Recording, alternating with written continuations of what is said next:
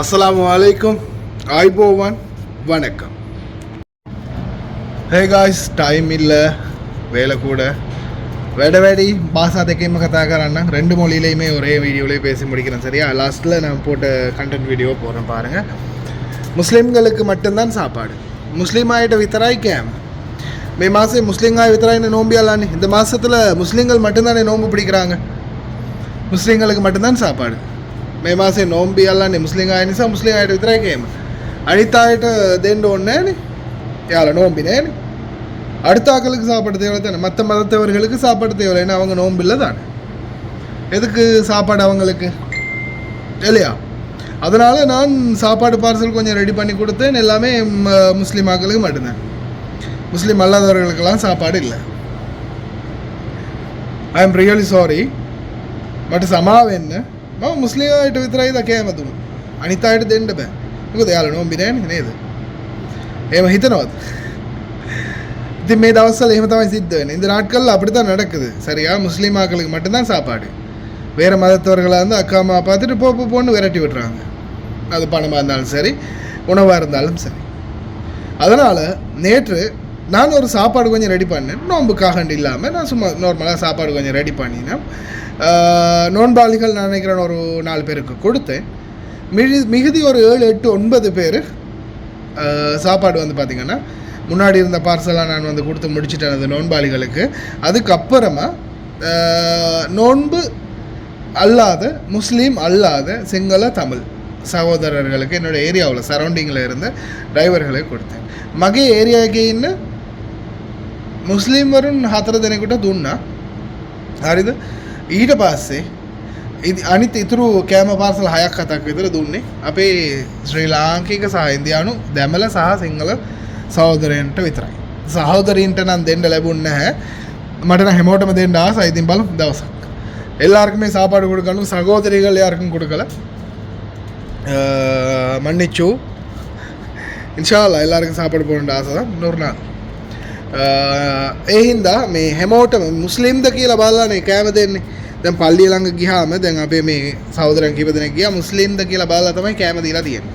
මුස්ලිමන්ට பார்த்து தான் சாப்பாடு கொடுக்குறாங்க. ඇත්තටම ලොකු අසාධාරණයක් මේක. உண்மையிலே மிகப்பெரிய ஒரு அநியாயம் இல்லையா?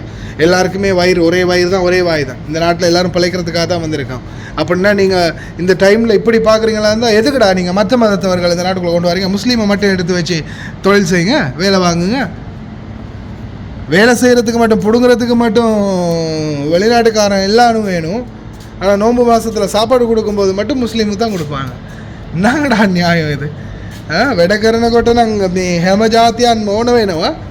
නමුත් නෝම්බි කාලයවම මුස්ලිම් විතරයි කෑම දෙන්නේ. මුස්ලිම්ට විතරයි. එතකොට උඹලා මුස්ලිම්ලා විතරක් ගෙනල්ලා වැඩ කරවන්න පුළුවන්. ඉතින් එහෙම අදහස. ඉතින් මේ වීඩියෝ ටිකක් තියෙනවා. ඒකත් බලන්න ගෙන. හරිද? வீடியோ இருக்குது பின்னால் பாருங்கள் எல்லாரும்.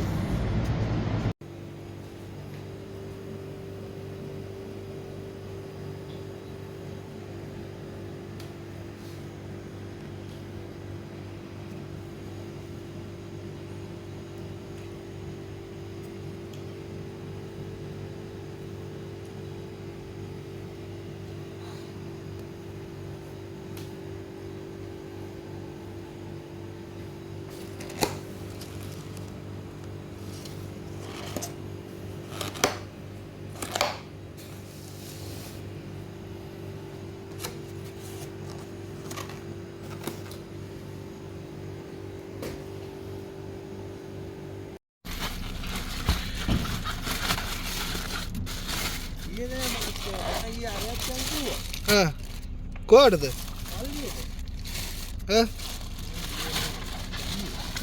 නෑ පල්ලි වලට යන්න එපා. සමහර වෙලාවට උන් බතාක බලනවා. ඒකනේ. ඒ තමයි. සෞදියේ නම් නෑ. සමහර තැන්වල බතාක බලනවා. ඊට පස්සේ ඉතින් ඒව මෙහෙත් බලනවා. බලලා ඊට පස්සේ ඉතින් අර පෞගේ දවස්වලත් එහෙම සිද්ධ වුණා.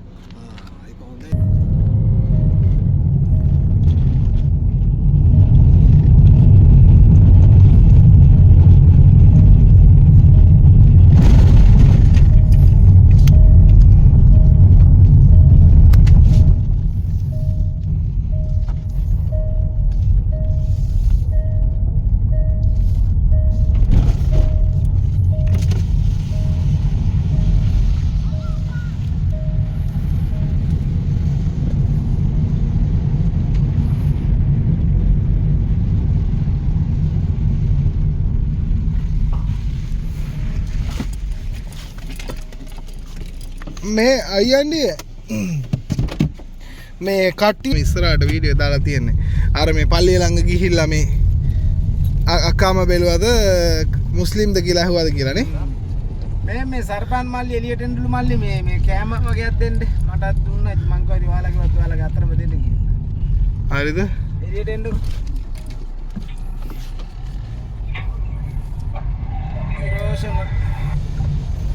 මේ ඊට පස්සේ යාලා කිව්වනේ එහෙම වෙනවා කියලා.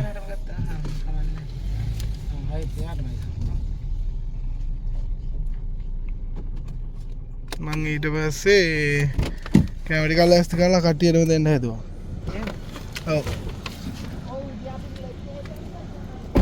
அலையும் இஸ்லாம் முஸ்லீம் இல்லாதாக்கள் கடையில் பள்ளியில் சாப்பாடு இல்லையே, அதால் நான் இனி எல்லாரும் கலந்து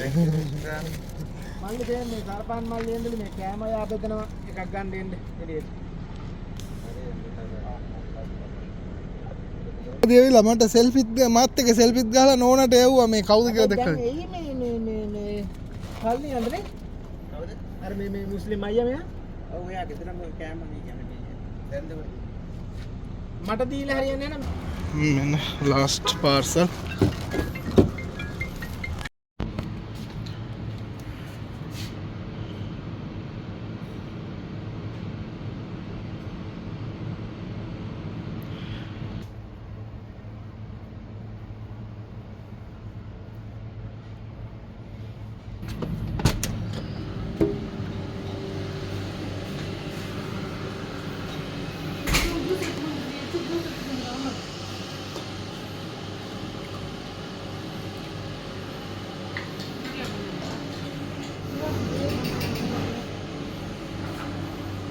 வந்துட்டாங்களா எல்லாரும்?